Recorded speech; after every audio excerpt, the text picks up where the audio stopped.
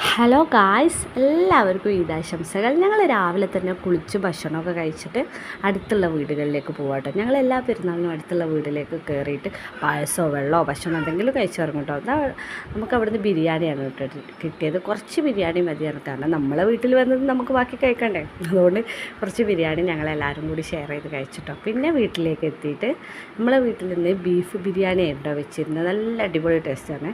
കാരണം എൻ്റെ ഹസ്ബൻഡാണ് കേട്ടോ ബിരിയാണി വെച്ച്. ഹസ്ബൻഡിന് ബിരിയാണി നല്ല ടേസ്റ്റ്, എല്ലാവർക്കും ഇഷ്ടമാണ് കേട്ടോ.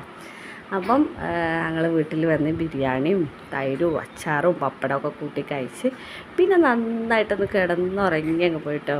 എന്നിട്ട് ഒരു വൈകുന്നേരമൊക്കെ ആയപ്പോഴാണ് പിന്നെ എണീറ്റത്.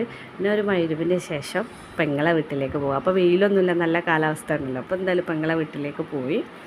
അവിടെ വേറെ ഗസ്റ്റും ഉണ്ടായിരുന്നു കേട്ടോ. നമ്മൾ പോയ ഉടനെ പിന്നെ അവിടെ പോയിട്ട് ഇതാ മക്കൾ ഹാപ്പി ഈദ് മുബാറക് സക്കാത്ത് പൈസ എന്നൊക്കെ പറഞ്ഞ് കെട്ടിപ്പിടിക്കുകയാണ്.